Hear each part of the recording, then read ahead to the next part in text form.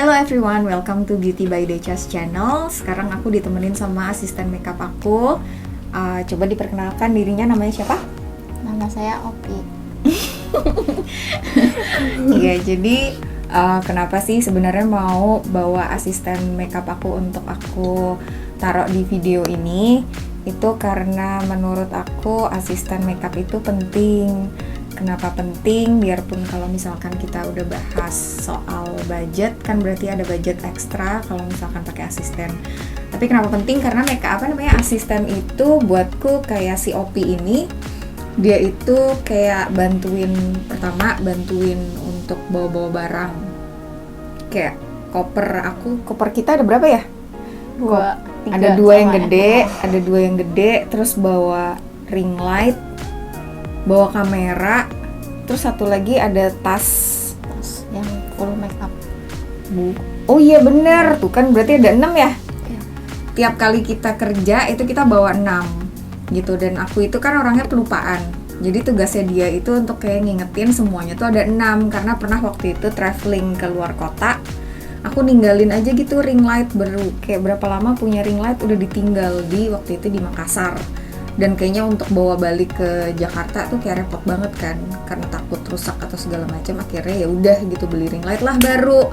Nah itu kenapa aku ngerasa asisten itu penting gitu. Jadi selain kalau makeup artist itu dalam satu hari biasanya ada lebih dari satu job. Jadi pada saat kita traveling, pada saat kita pindah dari satu titik ke titik lain, aku ngerasa perannya Opi ini besar banget karena dia ngepak untuk bawa apa-apa dari mobil. Kalau misalkan waktunya mepet pun aku bisa kayak Opi turun duluan aja gitu. Jadi nanti dia naik ke atas, buru-buru setup. Pada saat aku naik ke atas tuh udah beres gitu, beres-beresnya. Jadi udah tinggal makeup. Terus abis itu kayak pokoknya lebih cepet lah gitu. Kalau misalkan nyari-nyari barang gitu, kayak oh iya gue butuh bedak gitu, gue butuh apa gitu. Si Opi ini udah tahu apa yang harus dipakai, kapan dipakainya, kuasnya yang mana, itu udah paham. Jadi kayak sangat mempercepat proses makeup. Sekitar 10-15 menit lebih cepat gitu kalau ada Opi. Kalau nggak ada Opi udah kebingungan aja gitu jadinya. Ketergantungan aku sama kamu gitu. Nah jadi sebenarnya pengen nanya-nanya juga, kenapa sih kok pada akhirnya kamu memutuskan untuk jadi asisten makeup? Karena kayak pengen ngerasain pengalaman baru gitu kan. Terus kalau kita kan sebagai cewek suka makeup juga gitu, jadinya apa salahnya kita mencoba melihat gitu seorang Khadijah make-up itu seperti apa. Dan ternyata aku takjub. Takjub apaan? Cantik hasilnya. Bukan cantik guanya ya, hasilnya cantik. Orangnya juga kok. Orangnya nah, ini pemaksaan, nanti dibayar lebih kalau dipuji cantik. Jadi selama make upin itu kan berarti udah ketemu berbagai jenis klien. Mulai dari beberapa kayaknya dia udah pernah lihat kayak pas make upin selebriti udah pernah ikut. Terus mostly make upin pengantin gitu-gitu. Terus ketemu orang, ketemu WO, ketemu fotografer, ketemu banyak lah ya. Ada pengalaman nggak sih yang paling berkesan selama jadi asisten? Yang paling berkesan? Ya pernah. Yang paling seneng lah. Oh, yang paling seneng. Pernah tuh berangkat tengah malam. Kita kan belum makan gitu ya. Ditraktir makan sama Kak Deca gitu kan. Oh jadi Oke, baiklah, catat. Berarti yang bikin dia senang tuh soal urusan perut. Oke, baiklah. Karena terus kita kan kerja, kalau perutnya kita nggak terisi tuh kayak kerjanya tuh kayak gimana ya?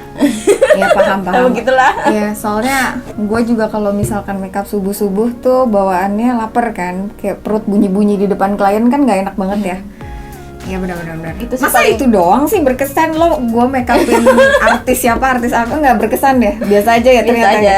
Yang terkesan tuh kayak oh berarti bos aku perhatian gitu sama aku, gitu-gitu sih. Itu yang paling terkesan. Aku terenyuh. Kalau masalah artis kan ya kita kan sesama manusia, makan nasi kayak gitu. Jadi biasa aja. Baiklah, soal urusan perut nomor 1. Oke, baiklah. Terus kalau pengalaman yang nggak enak apa? Kalau traveling ke luar kota. Oh nggak suka jadi ternyata? Sebenarnya suka, cuman riweh kalau naikin barang ke tabingnya tuh kayak ya ampun, kita iya. pendek banget jadi Kami, sengsara. kita berdua itu tingginya range-nya tuh 150-an, nggak nyampe 154. Jadi gue itu 154 cm, dia lebih pendek. Ya, jadi kayak emang agak kesulitan kalau kita traveling, kita mesti naikin ke Iya. kabin tuh ke atas. Tuh kayak kita cuma lihat-lihatan doang gitu, yang ini gimana ya gitu. Akhirnya mesti minta bantuan Ke iya orang, pramugari. iya entah ke flight attendant atau ke orang-orang yang di sekitarannya itu kita pendek, boleh nggak bantuin gitu. Ya, jadi emang ternyata agak emang capek ya, kayak ternyata Lebih capek keluar kota sih, soalnya kalau di mobil naik turun kayak kan udah terbiasa gitu. Kalau di kabin pesawat oh iya, udah berapa tahun sih ikut aku? kurang lebihnya sih 2 tahun. Kurang lebih 2 tahun. Nah iya, jadi selama 2 tahun itu awal-awal kan emang masih kayak agak-agak Pemula. gitu, tapi emang over the time si OP ini emang catch up apa-apa aja yang perlu dipakai, apa-apa yang maksudnya yang lebih ke kayak barang-barang gitu. Kayak dia udah tahu aja mana yang harus dipakai, itu cukup cukup cepet OP itu tahu apa yang aku perluin pada saat makeup gitu. Jadi di sini juga aku mau ini sih sebenarnya kayak memberi info gitu buat makeup artist lain yang mempertimbangkan kapan sih harus hire assistant makeup artist gitu. Kenapa sih ini di highlight? Karena menurut aku makeup artist sendiri kan jadi sekarang kayak salah satu karir yang menjadi pilihan banyak orang gitu, kayak orang-orang bahkan berpindah kerjaan dari kerja kantoran jadi makeup artist gitu, alih profesi lah ya. Nah pada saat pada saat orang banyak menjadi makeup artist, otomatis ini kayak membuka lahan baru buat pekerjaan yang judulnya asisten makeup artist gitu. Jadi ini sebenarnya beneficial juga buat orang-orang. Ini bisa jadi opsi pekerjaan baru asisten makeup artist gitu. Kenapa aku highlight di sini juga? Karena emang pertama buat aku asisten makeup artist itu penting. Yang kedua kalau misalkan emang tertarik jadi asisten makeup artist, itu bisa benefitnya bisa belajar dari makeup artistnya sendiri. Jadi kalau one day tiba-tiba pengen oh ya udahlah gitu, akhirnya gue coba deh terjun sendiri jadi makeup artist, kan sudah beberapa tahun kayak memperhatikan step-stepnya. Yang paling deket ngeliatin step-step how to do makeup step by step itu sebenarnya asisten makeup artist. Jadi sebenarnya kalau memang mau terjun jadi makeup artist, jadi asisten makeup artist itu bisa dicoba juga gitu. Terus kriteria yang bagus itu adalah harus higienis pertama.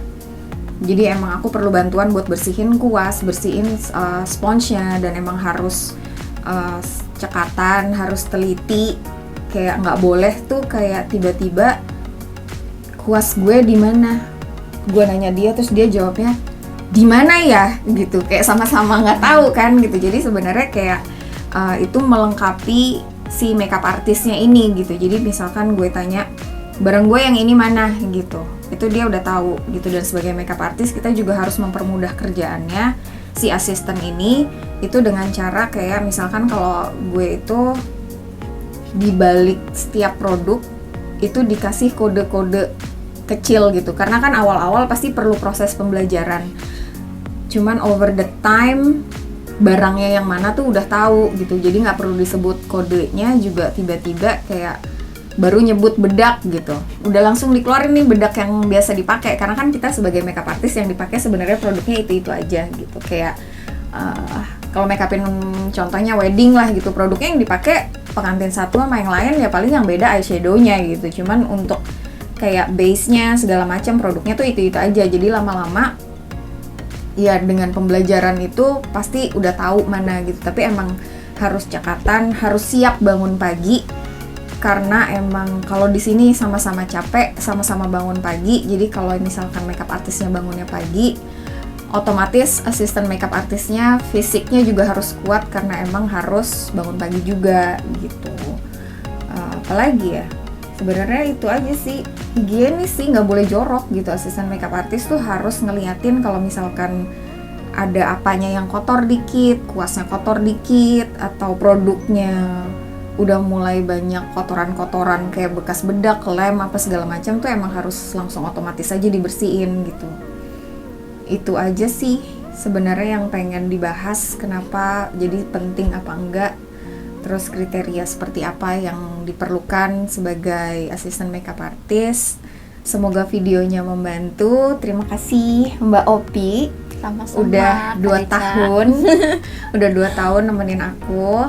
Semoga betah dan semoga menginspirasi orang-orang lain yang berniat untuk jadi asisten makeup artist atau ke depannya mau jadi makeup artist, atau buat makeup artist yang lagi menimbang-nimbang gue perlu nggak ya keluar budget lebih untuk asisten makeup artist.